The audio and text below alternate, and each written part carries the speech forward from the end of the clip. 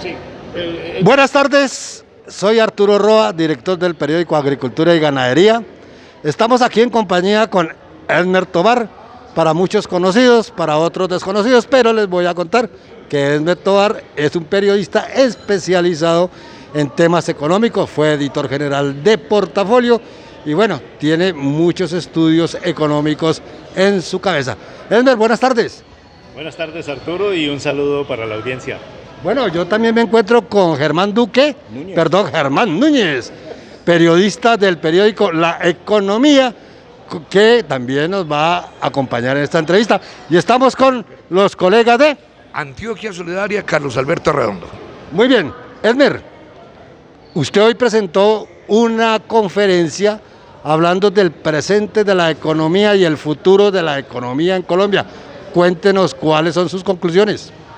Bueno, pues el presente es muy positivo porque Colombia va a ser este año campeón mundial del crecimiento de la economía con alrededor de casi 8%, 7 y pico por ciento, según la estimación que tiene el propio Banco de la República. Pero el futuro sí es muy incierto y no es nada halagüeño en el sentido de que ese mismo Banco de la República tiene una proyección de crecimiento para el 2023 de solo 0,7%, lo cual indica que habrá unos periodos, trimestres 1 o 2, en que estaremos seguramente en rojo. ¿Y eso qué implica? Pues implica simplemente que si no hay crecimiento es porque las empresas no tendrán a quién venderle, entonces seguramente no contratarán, lo mínimo que hacen es no contratar más gente o incluso renunciar a algunos empleados que tienen. Y segundo, la gente no tendrá entonces ingresos y por consiguiente va a aumentar la informalidad. De ese tamaño es un poco el problema que tenemos actualmente en la economía. A ver, Edmer, ¿va a estar matizada o marcada la economía de Colombia y regional por el tema geopolítico? Sí, claro, indudablemente que el tema relacionado con la invasión o la intervención de Rusia en Ucrania tiene un impacto muy grande. De hecho, ya se está notando fuertemente, especialmente en el tema de la inflación de alimentos, porque esos dos países son fuertes en producción de trigo y exportan trigo a muchas partes del mundo. Adicionalmente, son productores de fertilizantes. Y eso ha hecho que al subirse los precios de los fertilizantes, entonces la producción agropecuaria y de los alimentos también se suba y los agricultores tengan hoy unas dificultades grandes para poder abastecer a un mercado nacional que tiene una alta demanda. O sea que sí hay un matiz político y a nivel interno incluso también hay algún matiz político porque finalmente hay gente que cree que el cambio de gobierno pues genera una expectativa y la economía se basa más en la confianza que en cualquier otra cosa y cuando hay alguna incertidumbre pues eso genera algunas dificultades en el crecimiento y en la dinámica de la economía.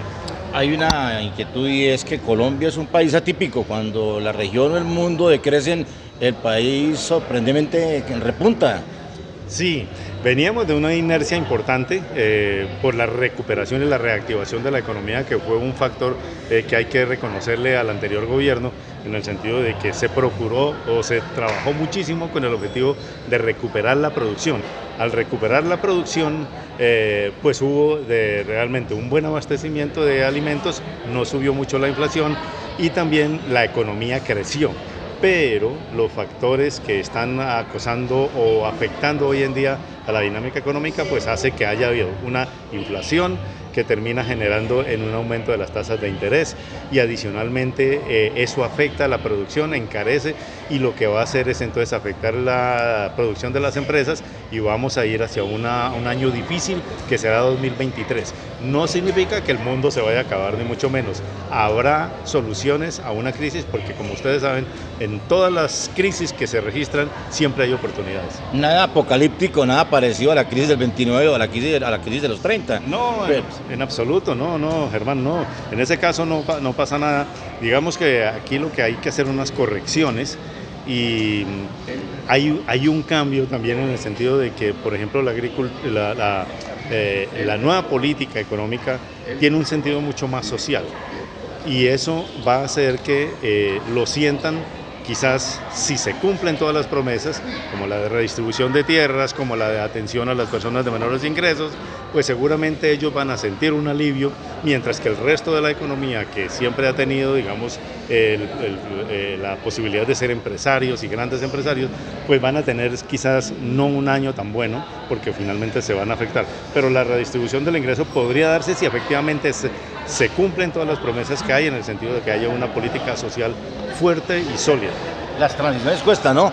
Entrar en la apertura fue tremendo, fue traumático, digámoslo así, y entrar en el cambio de modelo en este gobierno lo está haciendo. Así es, eso nos cuesta y va a generar algunos sacrificios. De hecho, la reforma tributaria ya implica unos sacrificios, no para todo el mundo, pero sí para unos sectores de la sociedad que quizás podría uno decir, no es que nunca hubieran aportado, sí aportaban, pero no aportábamos, digamos, en la misma proporción en la que se quiere.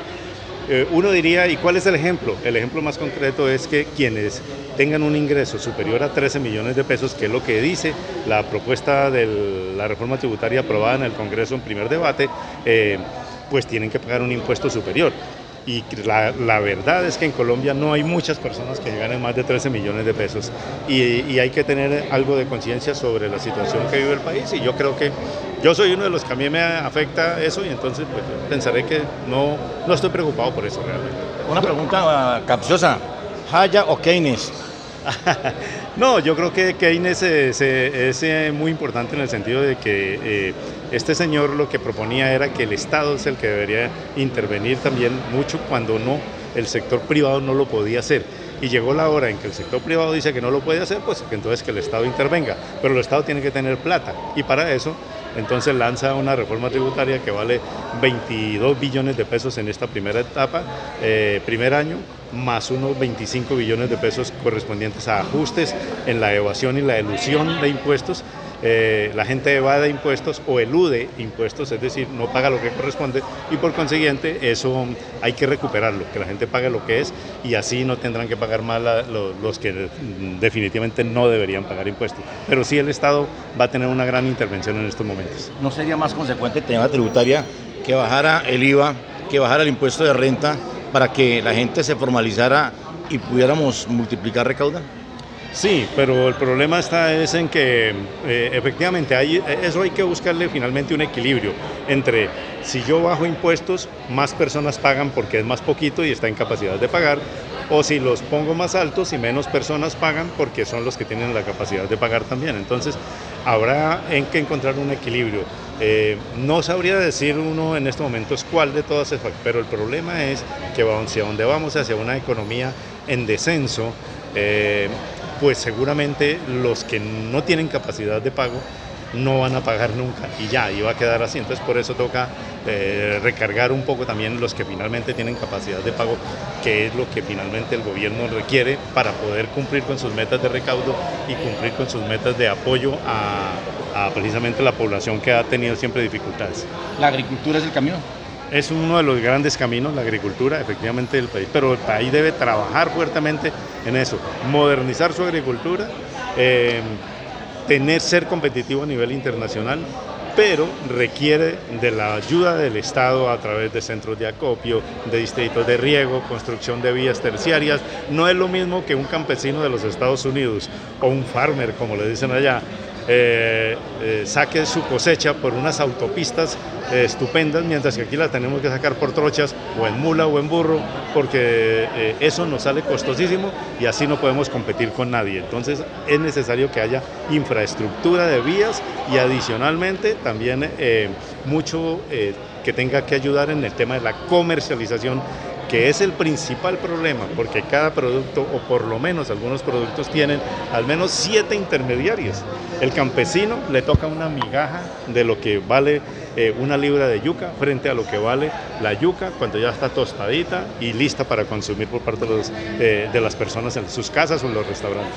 Elmer, hilando muy delgado, se puede pensar que para el sector agropecuario vienen momentos estupendos por precios, pero un momento estupendo que lamentablemente no se va a poder aprovechar porque hay mucha baja en la producción.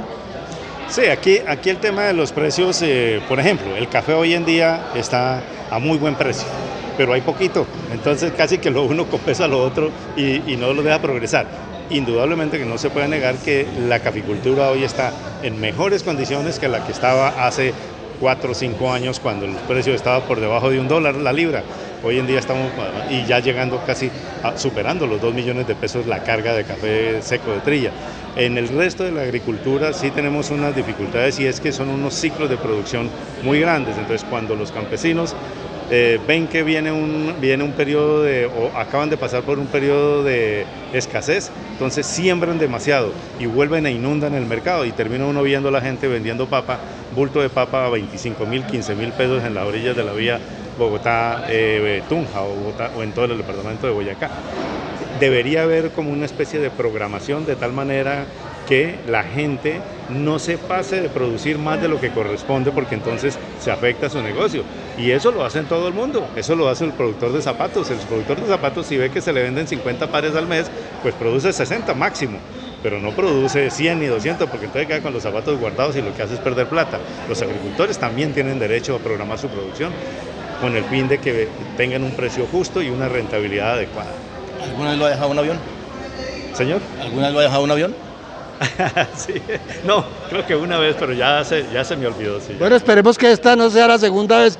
Entonces, Elmer, muchas gracias por estar en el periódico laeconomía.com y en el periódico agriculturayGanadería.com. Muchas gracias por sus conceptos. ¡Feliz viaje! Bueno, Arturo, muchas gracias y gracias, Germán, también muy amables ustedes por esta entrevista y espero que haya sido de algún provecho. Claro que sí, claro que sí. Muy amable. Hermano, ahora